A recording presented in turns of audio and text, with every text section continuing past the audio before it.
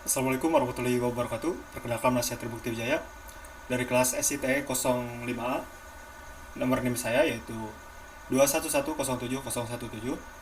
Cita-cita saya ingin menjadi entrepreneur dalam bidang engineering. Di sini saya akan menjelaskan tentang subprogram, fungsi dan prosedur. Baik, saya akan mulai. Pertama, subprogram. Apa itu subprogram? Subprogram adalah suatu bagian dari program yang digunakan untuk menjalankan suatu tugas tertentu dan letaknya terpisah dari program yang menggunakannya atau dari program utama. Suatu subprogram dipanggil atau digunakan dengan tujuan khusus, yaitu untuk mengerjakan suatu tugas tertentu di mana tugas tersebut dapat berupa tugas input maupun tugas output ataupun melakukan operasi runtutan, pemilihan, dan pengulangan. Subprogram banyak digunakan pada pemrograman dengan tujuan. Ini adalah tujuannya ada tiga. Yang pertama, program menjadi terstruktur sehingga mudah dipahami dan mudah dikembangkan. Dengan memisahkan langkah-langkah detail ke satu atau lebih modul atau modularisasi, maka fungsi utama menjadi lebih pendek, jelas, dan mudah dimengerti. Kemudian yang kedua, dapat mengurangi pengulangan atau duplikasi kode. Langkah-langkah program yang sama dan dipakai berulang-ulang di program dapat dituliskan sekali saja secara terpisah dalam bentuk subprogram. Selanjutnya, bagian program yang membutuhkan langkah-langkah ini tidak perlu selalu menuliskannya, tetapi cukup memanggil fungsi-fungsi tersebut. Kemudian yang ketiga, mempermudah dalam menemukan kesalahan atau debug program dan menghemat ukuran program. Ini adalah contoh flowchart dari subprogram, baik fungsi maupun prosedur. Kemudian selanjutnya, bentuk subprogram fungsi. Di dalam matematika, fungsi biasanya dituliskan seperti pada contoh berikut, yaitu fx sama dengan 2x kuadrat ditambah 5x dikurangi 8, atau hxy sama dengan 3x min y plus xy. F di sini adalah merupakan nama fungsi, f dan h adalah nama fungsi, kemudian x dan xy di dalam kurung adalah parameternya. Jika x sama dengan 2, maka f2 sama dengan 2 kali 2 kuadrat ditambah 5 kali 2 dikurangi 8, dan hasilnya akan 10. Kemudian jika x sama dengan 1, y sama dengan 2, maka h1 dan 2 sama dengan 3 kali 1 min 2 plus 1 kali 2 sama dengan 3. Jadi tergantung masukan parameternya.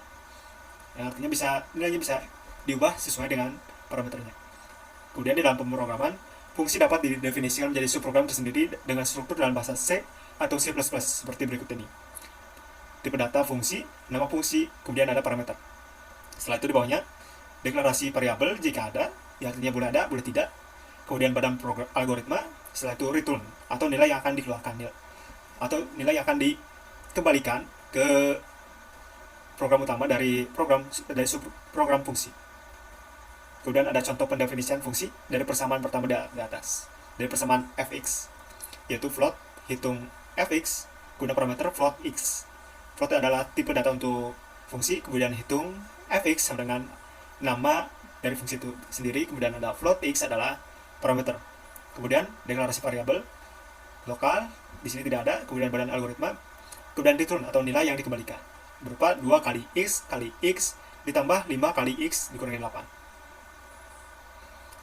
Setelah itu ada pemanggilan fungsi ke program utama, yaitu variabel sama dengan nama fungsi dan parameter. Variabel di sini akan menampung nilai dari nilai yang dikembalikan oleh fungsi. Seperti contoh, hasil sama dengan hitung fx data. Hasil di sini adalah variabel yang menampung dari nilai yang dikembalikan, yaitu return 2 kali x plus 5 kali x min 8. Selain itu, fungsi juga dapat langsung dimanipulasi oleh suatu instruksi seperti cout.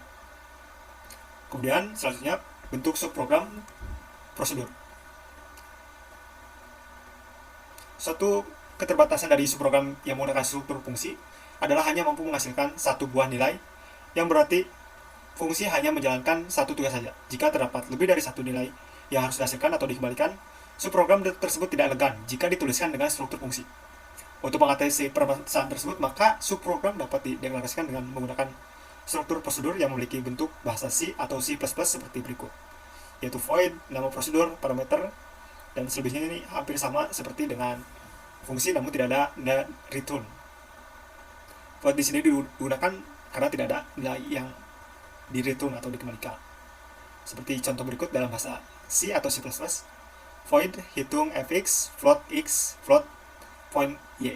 Point di sini adalah menunjukkan bahwa ini ada parameter output. sedangkan ini parameter input. Deklarasi variabel tidak ada, dan algoritma poin Y sama dengan 2 kali X ditambah 5 kali X menjadi 8. Kemudian pemanggilannya yaitu nama fungsi parameter. Berbeda dengan fungsi di mana ada variabel yang menampungnya diletakkan di depan nama fungsi, sedangkan pada prosedur maka tanda yang menggunakan ini poin akan diganti dengan tanda ini. Kemudian hasil di sini akan menampung nilai dari Y. Selanjutnya subprogram tanpa parameter. Sebuah subprogram dapat dideklarasikan dengan struktur fungsi ataupun prosedur tanpa menggunakan parameter. Jadi boleh tidak ada parameter, baik parameter output maupun input. Dan kata lain, parameter pada struktur fungsi atau prosedur tersebut dapat dikosongkan.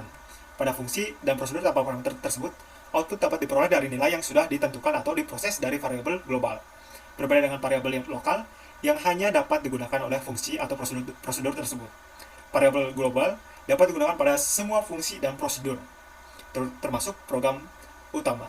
Perubahan nilai pada variabel global dari suatu fungsi atau prosedur akan berakibat juga pada hasil yang diperoleh fungsi atau prosedur lain yang menggunakan variabel global. Untuk contoh subprogram tanpa parameter yaitu dalam mencari nilai faktorial dari sebuah bilangan. Kemudian yang selanjutnya yaitu subprogram rekursif. Subprogram rekursif, suatu fungsi dan prosedur dikatakan rekursif jika fungsi atau prosedur tersebut melakukan pemanggilan terhadap dirinya sendiri. Pemanggilan tersebut dapat berarti proses yang berulang yang tidak dapat diketahui kapan akan berakhir. Oleh karena itu, hal yang perlu diperhatikan dalam pembuatan rekursif adalah adanya pengkondisian untuk membuat fungsi dan prosedur tersebut berhenti. Contoh program adalah menghitung nilai faktorial. Kemudian di sini terdapat flowchart yang telah saya buat. Ini merupakan flowchart untuk program untuk menghitung nilai akhir semester dari mata kuliah fisika. Di sini terdapat masukan berupa nama, NIM, UTS, UAS, tugas, kuis, dan kemudian di sini terdapat presentasi 1 sama dengan 0,30 atau 30%, kemudian presentasi 2 sama dengan 0,25 atau 25%, kemudian presentasi sama dengan 0,10 atau 10%. Kemudian di sini terdapat proses untuk menghitung nilai total, yaitu total sama dengan UTS dikali presentasi 2 ditambah UAS dikali presentasi 2 ditambah tugas kali presentasi 1, kemudian ditambah kuis kali presentasi 3 dan ditambah keaktifan dikali presentasi 3. Di sini terdapat inputan berupa keaktifan. Kemudian setelah jika selesai, di sini akan langsung memasuki program pemilihan. Terdapat 7 kondisi. Yang pertama, jika total lebih dari 80 dan kurang dari sama dengan 100, maka mendapat predikat sama dengan istimewa dan huruf mutu atau nilai dari huruf mutu sama dengan A. Kemudian jika tidak, akan dilempar ke kondisi kedua, di mana jika total lebih dari sama dengan 70 dan kurang dari 80, maka predikat sangat baik dan huruf mutu sama dengan AB. Kemudian jika tidak sesuai lagi, kemudian akan dilempar ke kondisi ketiga dan seterusnya hingga kondisi ke-7, yaitu di mana total lebih dari sama dengan 0 dan kurang dari 40, maka predikat sama dengan kurang sekali dan nilai dari huruf mutu sama dengan E.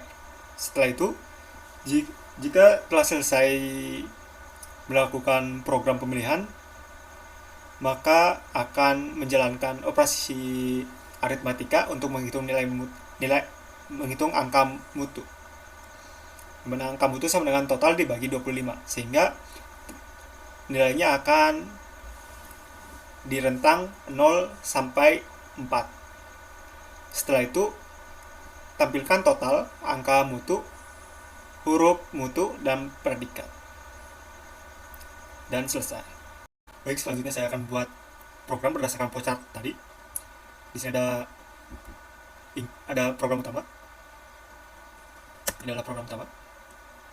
Seperti biasa ada include a string using space in mind, string, nama, name. Di sini terdapat variabel konstan, yaitu nama, name, total.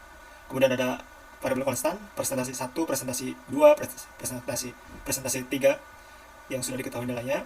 Kemudian ada cout, nilai akhir semester mata kuliah. Di sini akan menjadi judul dari program. Kemudian ada operasi output dan input untuk memasukkan nilai dari nama dan name, yaitu cout nama, sin nama, cout name, dan sin name. Kemudian di sini saya akan menambahkan subprogram untuk menambahkan operasi-operasi lainnya. Pertama saya akan menggunakan, di sini saya akan menggunakan fungsi dan juga prosedur. Yang pertama fungsi, yaitu in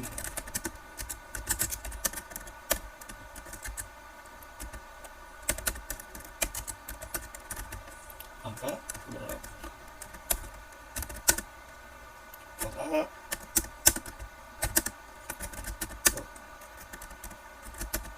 OB, dan juga OC. Ini sebagai parameternya.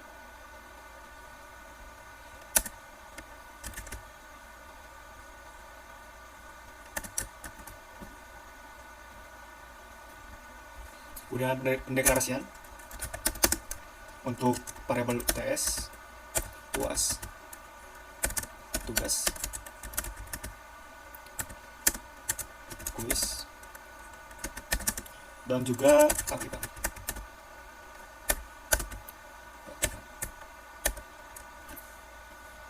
Selanjutnya untuk operasi input dan output untuk memasukkan nilai dari variabel-variabel tersebut, yaitu pertama masukkan nilai tes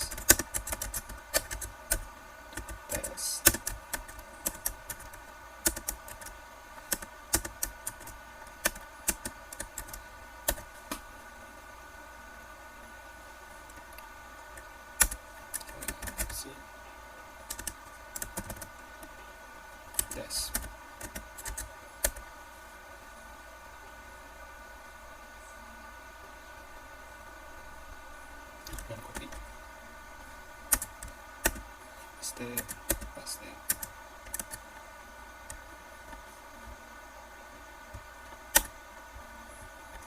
paste.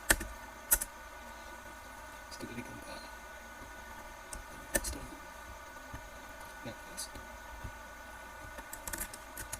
UAS. Kemudian yang ini untuk tugas.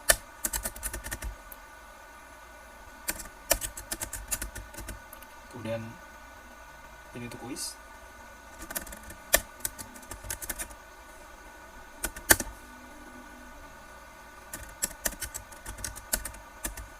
Dan ini untuk keaktifan. Saya akan tulis keaktifan berdiskusi. Keaktifan berdiskusi. Jadi saya akan tetap ini Indonesia keaktifan untuk nama variabelnya.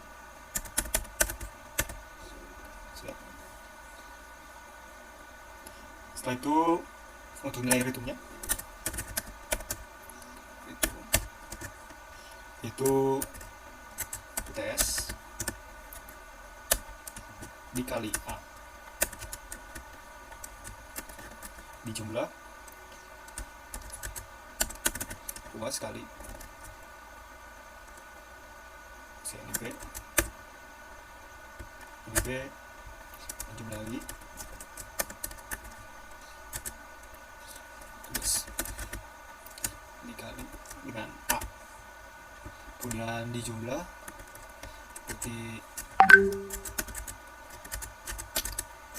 berarti quiz dikali C, dijumlah lagi keaktifan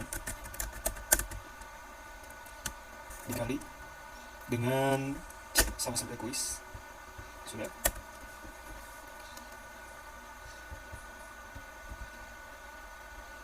Quiz tutup. Setelah itu kita panggil di sini berupa total sama dengan nilai angka presentasi 1, presentasi 2, presentasi 3. Jadi nilai dari A, B, dan C akan diganti dengan nilai dari presentasi 1, 2, dan 3, yaitu ini, dan akan dimasukkan ke sini di operasi aritmatika. Kemudian untuk subprogram yang kedua yaitu prosedur, di sini saya akan void nilai akhir,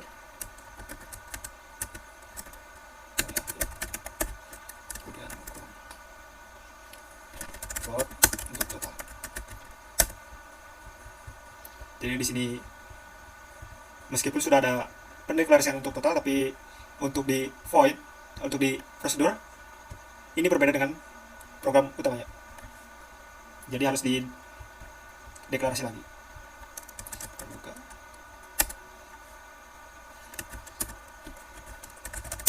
Ring HM. Baik. Di sini HM berarti huruf mutu dan P adalah predikat. Saya singkat supaya lebih mudah. Kemudian ada float untuk AM atau angka mutu.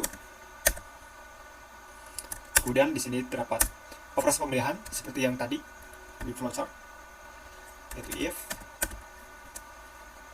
dimana total lebih dari sama dengan 80 dan total kurang dari sama dengan 100. Sudah. Maka akan HM atau himpun ya, huruf mutu sama dengan A, dan P atau predikat sama dengan istimewa.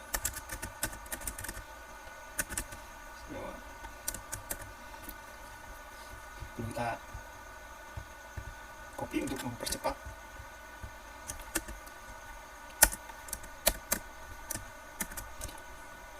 Paste 1, 2, 3, 4, 5, 6, satu lagi 7, berarti finish kedua.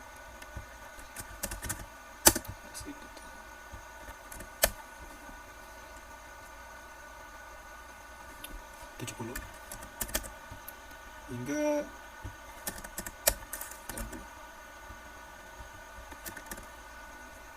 60 ini.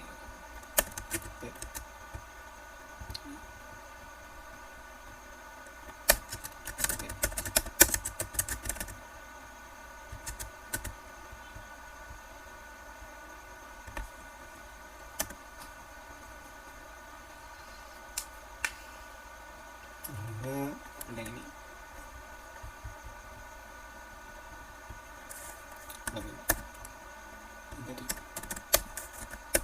udah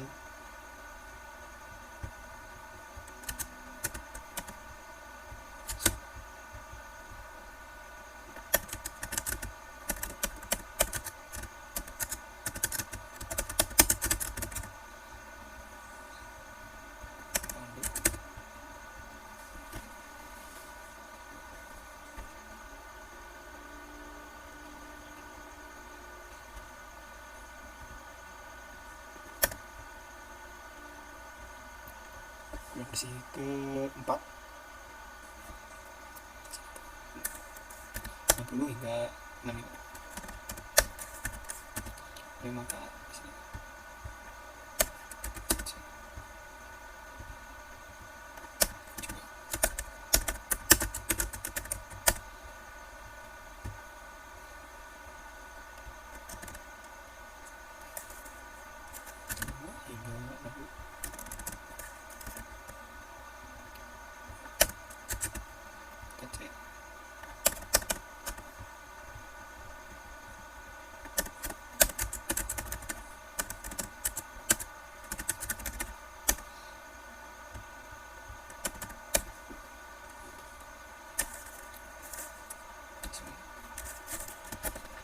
hingga 55, maka nilai D C2. Dan terakhir 0 hingga 40. Kalau saya akan kayak itu kurang sekali.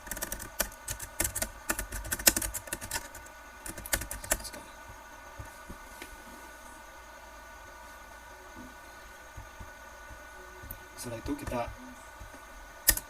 masukkan operasi aritmatika supaya lebih mudah. Kita masukkan di prosedur, maka AM atau angka mutu sama dengan total kita bagi dengan 25. Itu untuk Cout kita juga masukkan di prosedur.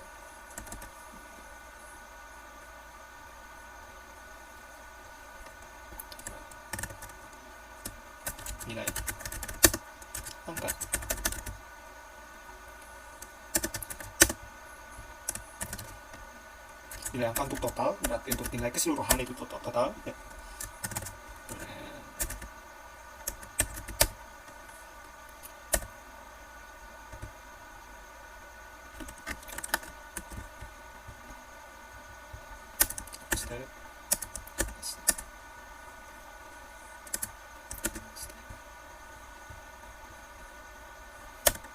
Ini angka mutu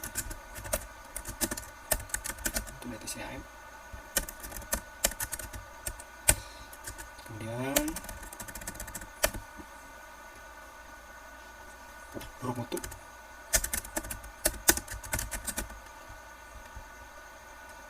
untuk AM.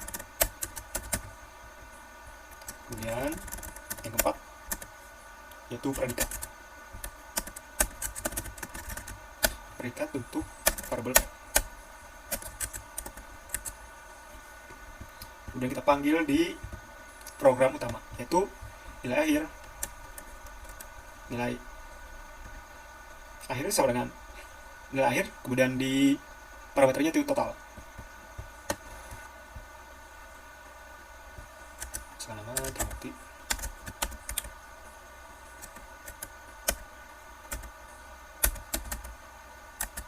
Dan NIM 211070017 dan masukkan nilai UTS misal 70, nilai UAS 80, nilai tugas 90, nilai kuis 80 lagi, kemudian keaktifan berdiskusi 70 misal. Enter, maka akan muncul output nilai angka sama dengan 79, angka mutu 3,16, huruf mutu AB, predikat sangat baik.